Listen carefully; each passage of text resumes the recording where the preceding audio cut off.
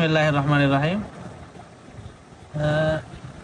এই যে দেখেন দুইটা কুসুম, এখানে কিন্তু দুইটা কুসুম। ওয়াও, কত সুন্দর, মাশাআল্লাহ। এই দেখেন, এই যে একটা কুসুম, আর এই দেখেন এই যে এটা কিন্তু আরেকটা কুসুম। এটা কিন্তু দুইটা কুসুম। আল্লাহর অনেক কুদরতি আপনারা দেখছেন জীবনে। এবার একটি আনকমন জিনিস আপনাদেরকে দেখাবো। দেখেন, এই যে ডিম, এই ডিমের ভিতরে কিন্তু দুইটা কুসুম আছে, বুঝছেন? এবং এটা দেশি মুরগির ডিম। আপনারা অনেকে বলতে পারেন এগুলো তো মেশিনে বানানো যায় বা চায়না থেকে আমদানিকৃত হতে পারে, কিন্তু বিষয়টা এরকম না। আমার মা যে মুরগিটা পালে, ওই মুরগির ডিম এটা, এবং আমার মা আমার হাতে এই ডিমটা দিছে। তো আজকে আমরা দেখবো আসলে কি ভিতরে দুইটা কুসুম আছে কিনা।